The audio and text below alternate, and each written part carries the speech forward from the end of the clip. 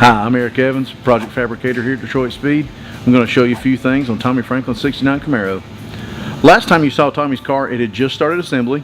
Since then, it's completely together except for the glass and the upholstery, and it's leaving real soon to go to M&M Hot Rod Interiors to get the upholstery done. Let me show you a few things under the hood. Under the hood, we have 440 cubic inches that Pat Musey did. He's actually builds Tommy's race motors, so he doesn't normally do the LS stuff, but it being Tommy's car, he kind of had to. So he used a dart block, which they actually call an LS Next, dart cylinder heads, Jessel valve train, topped it with a 4-liter Whipple. We used a huge AccuFab oval throttle body, all Earl's plumbing. K&N custom made us an air filter, and we got a vintage air front runner that we slightly modified for the supercharger, CNR radiator, dual SPAL brushless fans.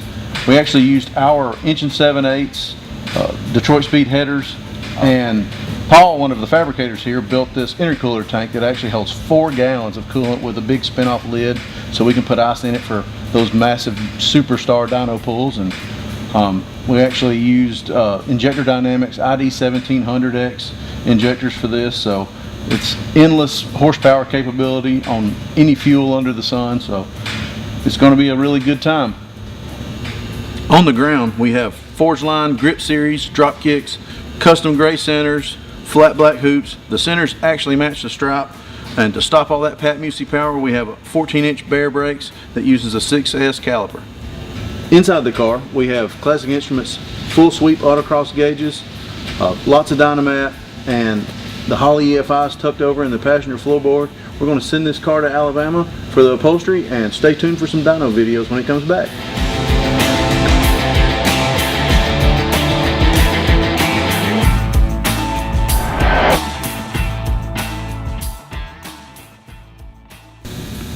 Hi, I'm Michael Neighbors, the body shop manager here at Detroit Speed. Today we're going to give you guys an update on Craig Hardy's 1969 Camaro convertible. Last time you guys seen this car, it was probably in Fab, where Blake was finishing up some of the final touches on it.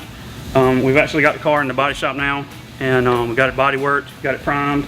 We actually sprayed it in Concept single stage PPG Olympic white to get our base color down. And now we got some of it taped up in the front. We're going to tape up the rest of the white and actually paint our dash black right now. Once we get that done, we actually still have to do the bed liner on the bottom, so we'll probably put it on the rotisserie. I like to do the bed liner last so that it doesn't get full of sand and residue and dirt. But once we get that done, then we'll actually put the suspension back up under it, hang the doors, hang the fenders, and we like to have them sitting on the suspension so that we make sure all our graphics line up, and we'll go from there. It's going to be a little different for Detroit Speed. There's a couple multicolor stripes going on it, but we're excited about it. I think it's going to turn out pretty cool. So you guys stay tuned for more updates.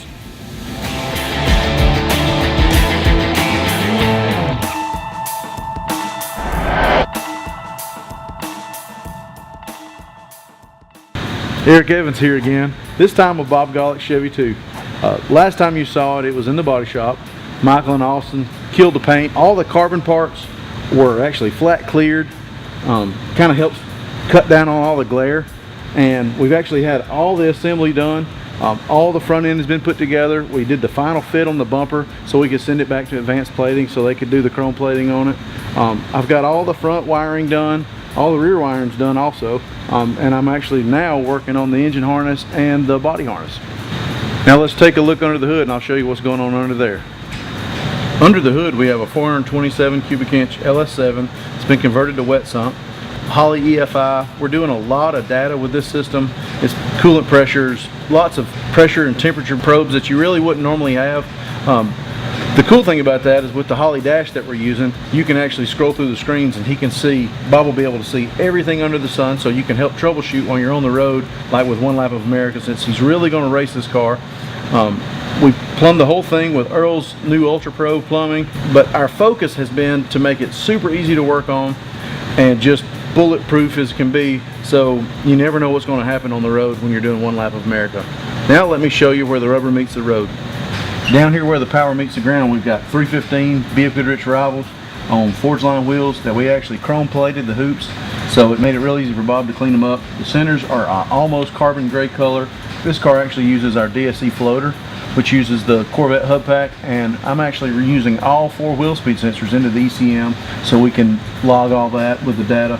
Plus it has Davis traction control, so there's a drive shaft speed sensor.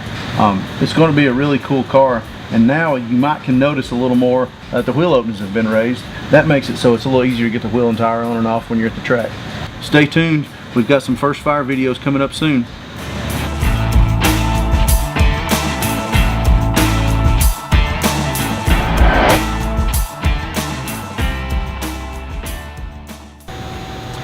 Hi, I'm Mark McDonald, one of the fabricators here at Detroit Speed. Today we're going to go over a few project updates for Larry's 70 Boss 302.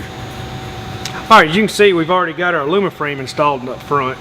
And the cool thing about the 69 and 70 Mustangs, a little bit wider, and they actually put an 18 by 10.5 on the front with a 295.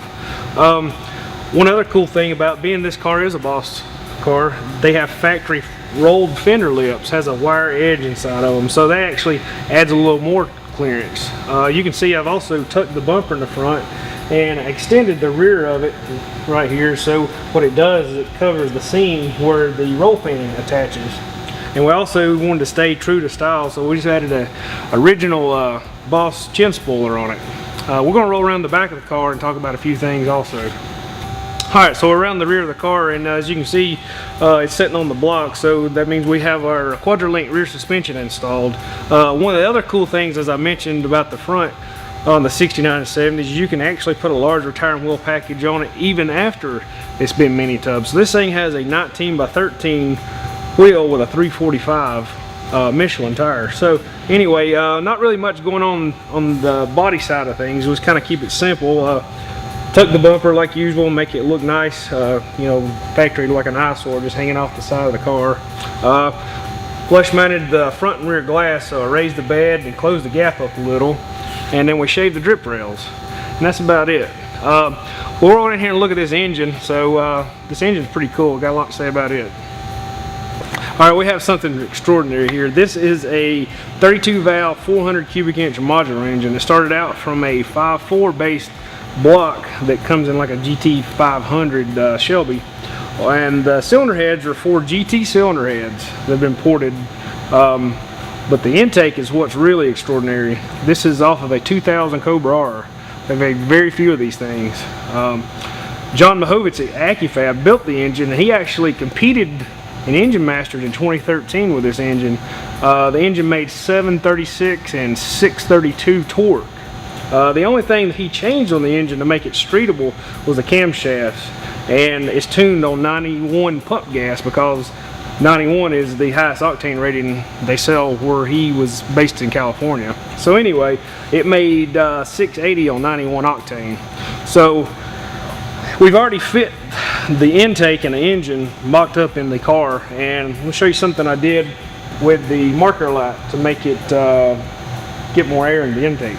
Alright, you can see the original marker light. I kind of like these on this car because they fit real good with the lines of the car. So all I did was took the housing and removed the marker light and put a screen in here, so it left it open. So the air filter actually sits behind this. It's all enclosed. Also, I removed the plastic piece in here and put a screen, and there's dimple holes rear of this that lets extra air get into the air intake. This car is getting really close. Probably the next time you see it will be in the body shop. So check out for our project pages for more updates.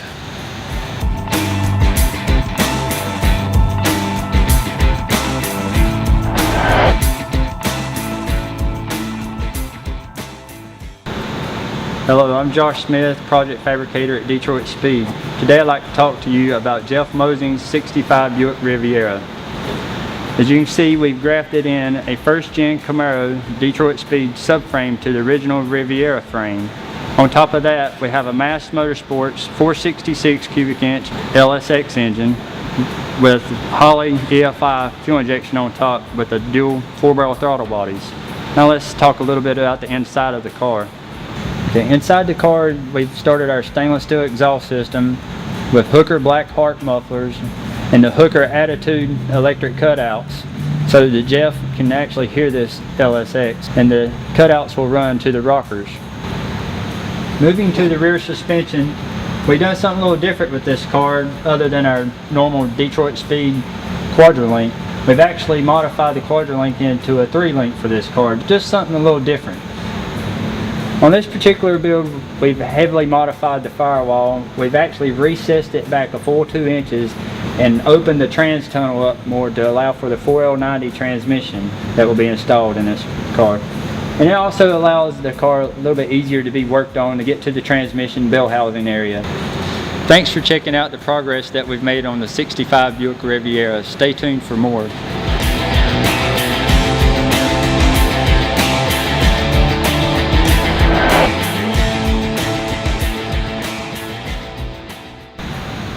Hi, I'm Paul Morgan, Project Fabricator here at Detroit Speed. We're here to update you on Randy Wilcox's 49 Cadillac. We've accomplished a few things. We've created a air intake through what used to be the air feed for the heater box. That worked out really well. Mounted a filter behind the grill and get great air. We've also updated the wiper assembly from vacuum to our electric wiper kit. It's our universal kit, and you just got to do some math and it rock and rolls. It's pretty easy. In the Cadillac, there's not very much room in the end of the firewall to the dash assembly. We had 7 and we needed 11. So the only fix was to cut the firewall and actually access the vintage air unit from the engine compartment. Inside we went with a Mercury seat. The original seat, your eyesight was probably in the upper third of the windshield. Now we're down in the lower third of the windshield with the seat placement. The seat's pretty nice. We ended up running a cable from e-brake to adjust your fore and aft movement instead of the rod, which wasn't going to work in this situation. And the way this thing reclines, I had to do some modifications just to clear the tunnel, and ease of access into the rear will be really nice when she's finished and covered. We really don't want to mess with the stock look, so we were lucky enough that with our universal wiper kit, the original knob works, and still even push button for the washer solution. So things worked out really well, got lucky. We could even go back to stock if we wanted to. Along with other accomplishments, we have finished the exhaust on this car, complete with catalytic converters, crossover pipe. We ended up using 2.5 inch for packaging purposes, but we'll show you that at a later date. Stay tuned for more coverage.